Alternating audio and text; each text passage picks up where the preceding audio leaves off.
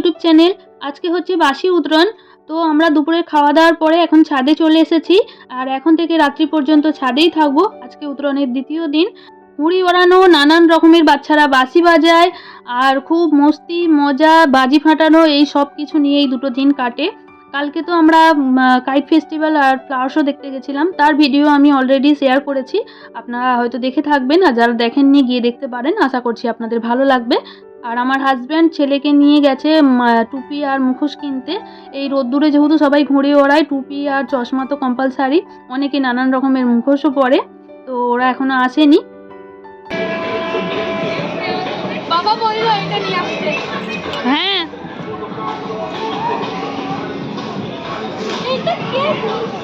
কি মুখোশ এনেছিস?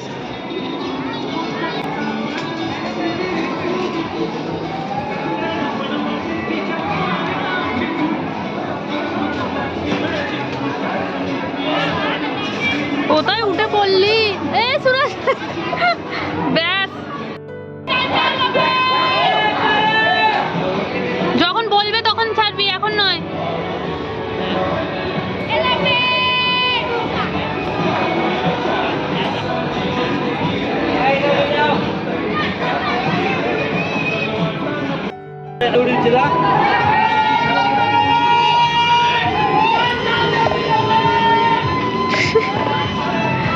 খালি চেঁচাচ্ছে এরা।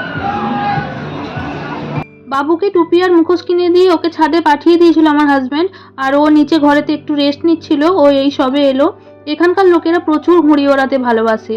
বাচ্চা বড়, ছেলে মেয়ে সবাই ঘুড়ি ওড়াতে পারে, আর সেই সকাল থেকে সন্ধে পর্যন্ত সবাই ঘুড়ি ওড়ায়।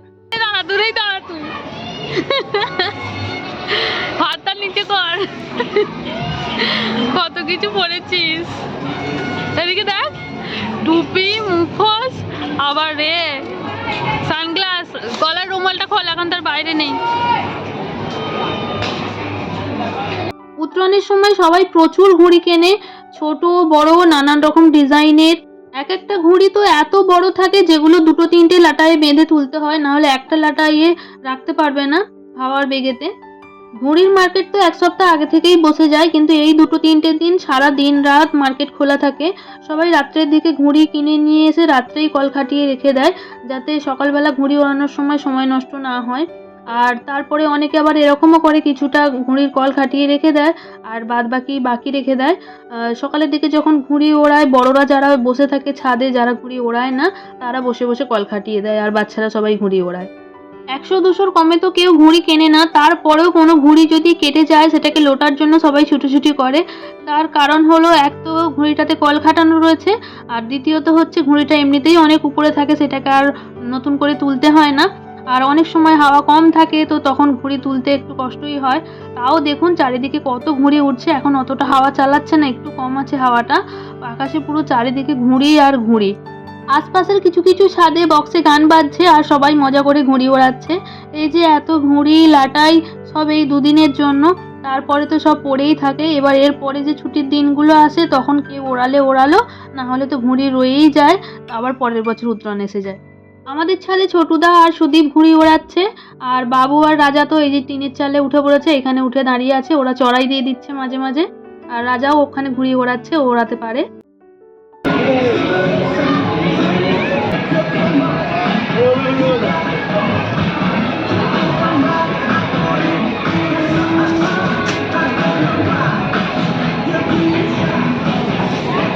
বাবু ঘুড়ি ওড়াতে পারে না, চেষ্টা করে ও, কিন্তু এখনো পর্যন্ত পারে না। কেউ ওকে তুলে দিলে তখন ও সেটাকে ওড়ায়। আর এখানে এই দুটো দিন প্রচুর ছাদে ভিড় হয়, সবাই বাইরে থেকে প্রচুর লোক আসে সিটিতে। যারা আগে সিটিতে থাকতো এখন আউটসাইডে থাকতে চলে গেছে, তারা এই সময় অন্তত এই দুটো দিনের জন্য এখানে চলে আসে ঘুড়ি ওড়ানোর জন্য। সকালবেলা আসে, আবার সন্ধেবেলা ঘুড়ি উড়িয়ে তখন বাড়ি চলে যায়। উত্তরায়ণের জন্য অনেক ছাদ ভাড়াও দেয়া হয়। এই যে দেখুন দূরে এই যে বাড়িটা দেখতে পাওয়া যাচ্ছে, এটা একটা হেরিটেজ হাউস। কত লোক খালি দেখুন, ছাদে পুরো ভর্তি রয়েছে।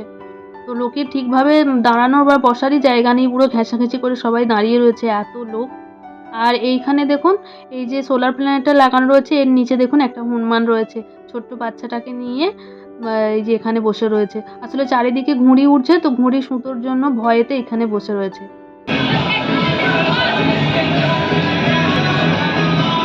দেখুন একজনকে দেখে আরো কয়েকটা হনুমান এখানে এসে বসে পড়েছে।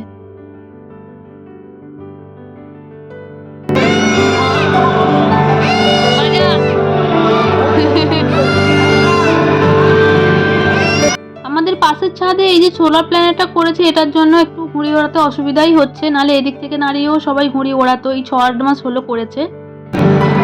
এরা কত বড় ঘুড়ি তুলছে দেখো।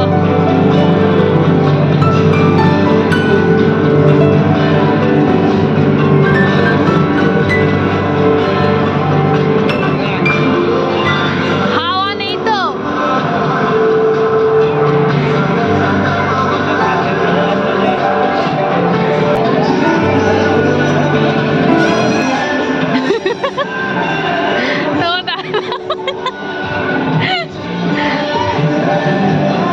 বাবু এমন মুখোশ নিয়ে এসেছে আয়রন ম্যানের মতন লাগছে ওকে।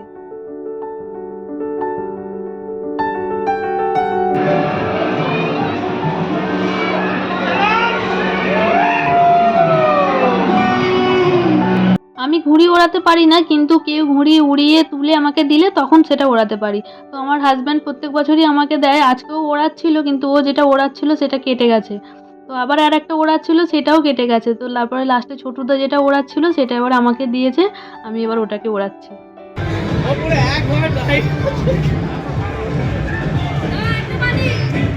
আর বাদ হবে না,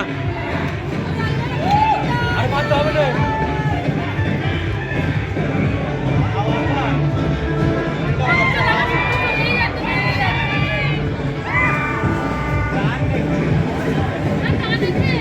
বাবু যে টিনের চালটাতে দাঁড়িয়েছিল, এবার আমি সেখানে উঠেছি। এখান থেকে দেখুন আশপাশের ছাদগুলো পরিষ্কার দেখতে পাওয়া যাচ্ছে। আর আমাদের ছাদটা যেহেতু একটু নিচু, তো সেই জন্য যে উঁচু বিল্ডিংগুলো রয়েছে সেগুলো অতটা ওখান থেকে দেখতে পাওয়া যাচ্ছিল না। আর রোদ্দুর নেই, এখন 6:15 মতন বাজে। কলকাতায় হয়তো এতক্ষণে অন্ধকার হয়ে গেছে, কিন্তু কলকাতার তুলনায় এখানে 1 ঘন্টা বেশি দিনের আলো থাকে। আপনাদের যে ছাদটা নিচে থেকে দেখাচ্ছিলাম ওটা দেখুন এখান থেকে ভালোভাবে দেখতে পাওয়া যাচ্ছে। যেহেতু এত লোকজন রয়েছে, তো তাদের খাওয়া দাওয়ার জন্য কুকও রয়েছে। দেখুন এই যারা সাদা রঙের জামা কাপড় পরে রয়েছে তারা হচ্ছে কুক। ক্যামেরাতে হয়তো অতটা পরিষ্কার দেখতে পাওয়া যাচ্ছে না।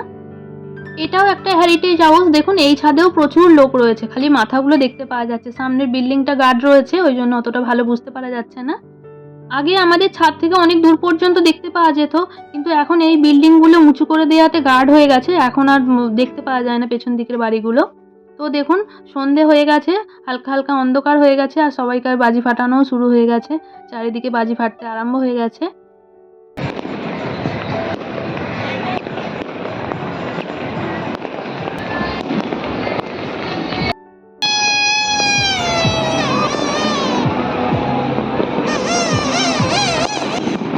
কি সুন্দর লাগছে আকাশটা দেখতে।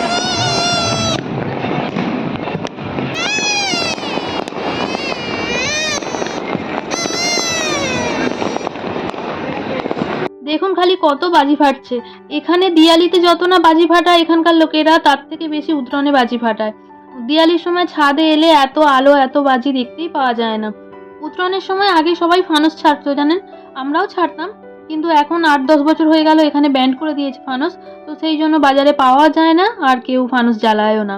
তো তখন এত সুন্দর লাগতো আকাশটা, হাওয়ার বেগেতে একদিক থেকে ভেসে ভেসে আসতো, সেই যেন মনে হতো পুরো আকাশে প্রদীপ জ্বেলে দিয়েছে। খুব সুন্দর লাগতো দেখতে।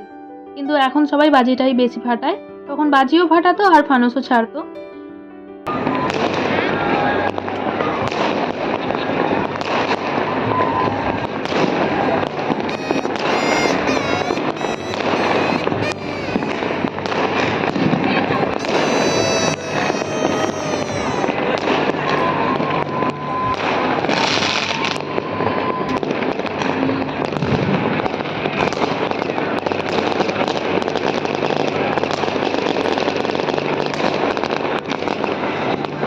এতক্ষণ সবার বাজি ফাটানোগুলো দেখছিলাম, এবার আমাদের বাজিগুলো ফাটাবো। বাজি ফাটলে দেখতে খুব ভালো লাগে, বলুন কি সুন্দর লাগে, নানান রকম কালারের। কালী পুজোর সময়কার কিছু বোম ছিল, সেগুলোকেই প্রণবদা এখন ফাটিয়ে দিচ্ছে। বাজি ফাটছে চারিদিকে, তো সেই সুযোগে এগুলো এখন ফাটিয়ে দিচ্ছে।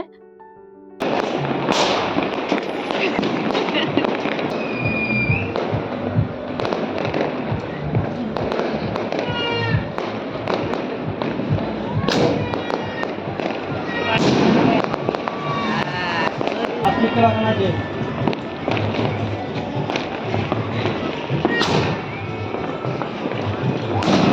Happy Diwali happy Diwali happy Diwali. এটা দেখুন ঘুড়ির সুতোতে লাইট বাঁধা রয়েছে। ঘুড়ি তো আকাশে উড়ছে, রাত্রের দিকে যখন অন্ধকার হয়ে যায় ঘুড়ির সুতোতে এরকম লাইট বেঁধে দেয়। তো যত দূরই ঘুড়িটা যাক না কেন সুতোটা দূর থেকে লাইনের মতন লাগছে দেখুন।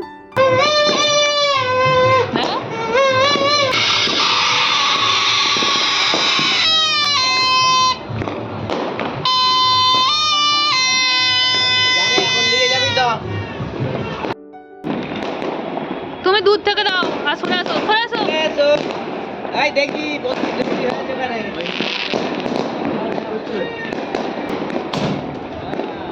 কোথায় গো?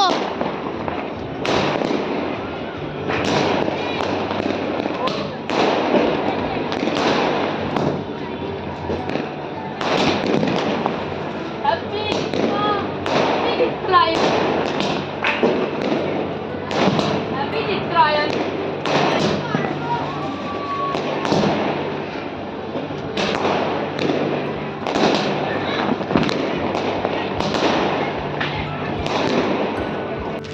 যা